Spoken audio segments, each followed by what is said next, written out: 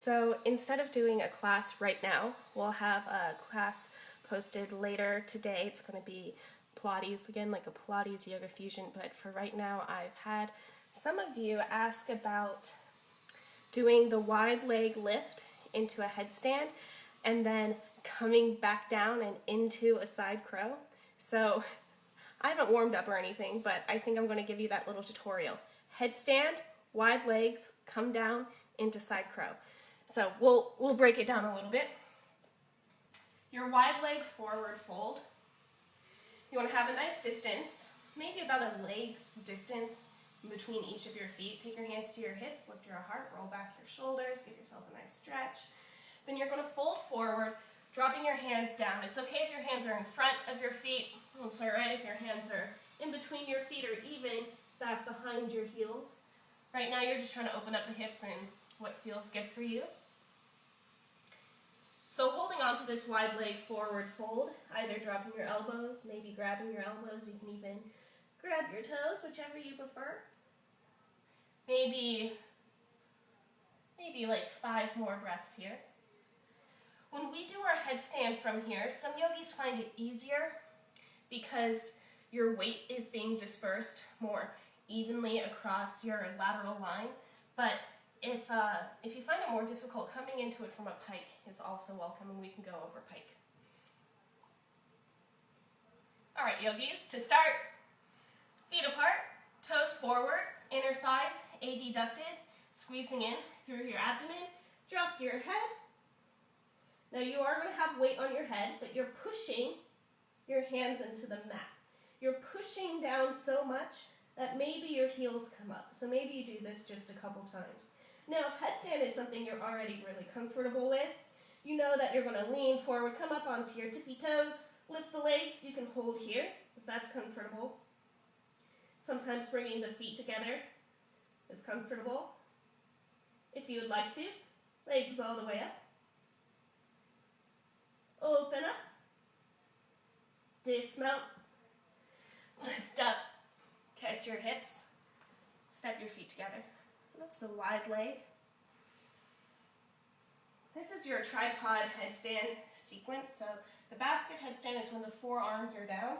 Your head is in between your elbows. Tripod is when you're using your palms to literally push into the mat using your strong biceps. Now in a basket headstand, you have less pressure in your head. In a tripod headstand, you do have a little bit more pressure. So rely on your strong biceps to relieve some of the weight in your neck. Coming into it from a pike will either be stacking your shoulders over your neck. When you walk your feet in, you're going to notice my hips come to my shoulders and then slightly over. Lifting up into pike. And maybe coming up higher.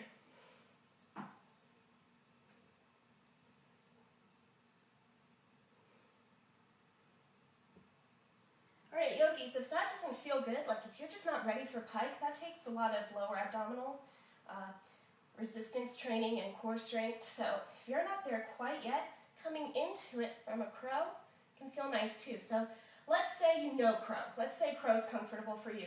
You're just going to kind of fall into your headstand. Meaning Bakasana is going to be right here. Right? You may know this posture and this may feel okay for you. So you're going to just drop your head. Stack and squeeze. And you can just hold here, even keeping the knees bent.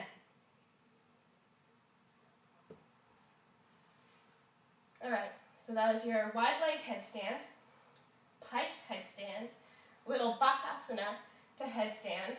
All right, lots on the head. We're going to go over side crow just a little bit and then see if we can do that squeeze, okay? Because that squeeze movement is pretty fun once you see it. If you're not watching this live, you may want to just kind of fast forward to the end to see what this posture really looks like. But your side crow, sometimes we come into it from Marichyasana C. It's when you bend in one knee, take up your opposite arm. And you're not just crossing the elbow over the knee, right? If we do this, we're just kind of twisting through the abdomen, and we're just kind of leaning back on the spine.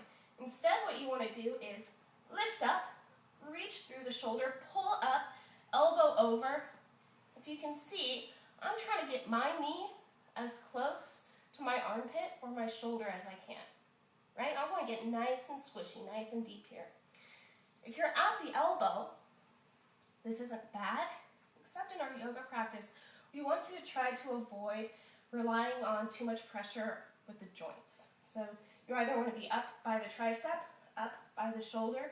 If you're at the elbow, just be a little bit mindful that you're going to have a lot of weight of your legs down there.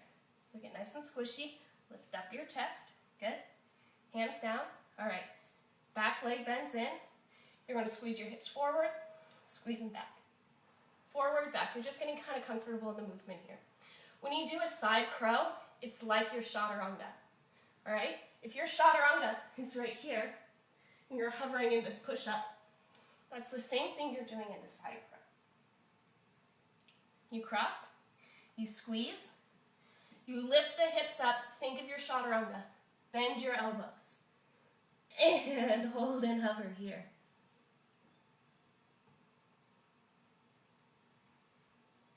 Yeah? Now you're going to get this nice little bruise. You're going to get a nice little red mark on your IT band on the leg that is crossed onto the shoulder or the tricep, and that's okay.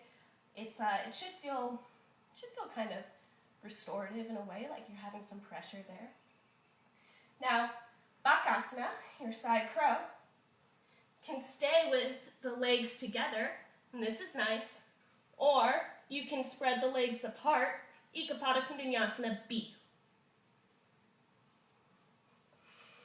Okay?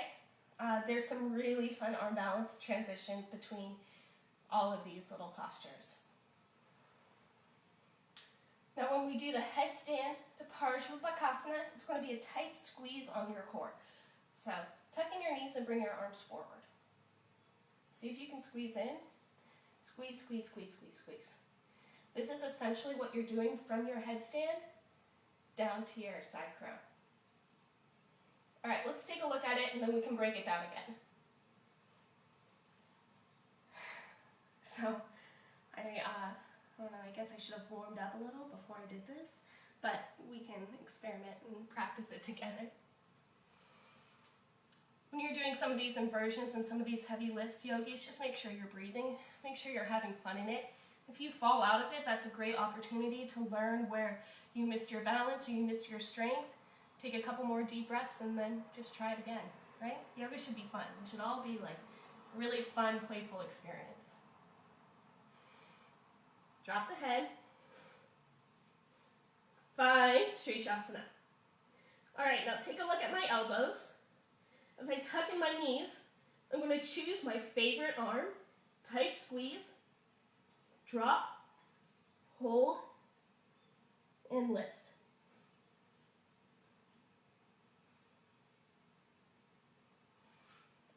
All right, so that's it. What was happening here in that headstand? Right, my elbows had a nice space. I tucked in one elbow, maybe both elbows, just slightly, so I could reach my knees to it. Yeah. Let's try it again. I want to show you one more time. It's a wide leg headstand, tight, tight squeeze into Bakasana.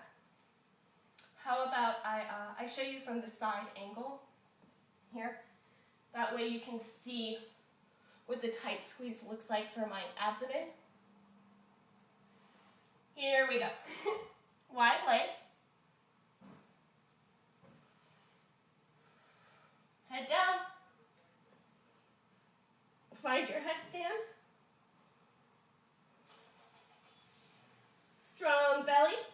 Tight squeeze. Twist. Drop. And then lift.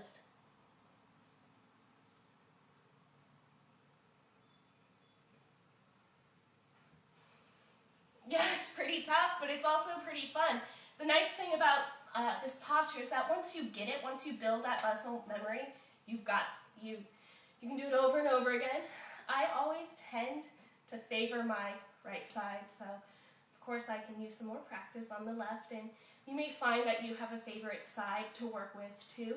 So enjoy that side, learn it really deeply, and then you can go on from there on the other side. I want to show you just two more things, a transition from Ekapada Kundanyasana A to Eka B, and what your side crow looks like into a fallen angel. These are different tutorials that you're going to see maybe tomorrow, later tonight, or tomorrow. And you can find it on my website, nataliepeachyoga.com. It's on YouTube. So coming from side crow, right, we have our side crow here. We'll go over a whole tutorial on this, but your next tutorial that you may see is going to be side crow to fallen angel to broken angel through vinyasa. Yep. So that's a fun one. Ekapada A, Ekapada B,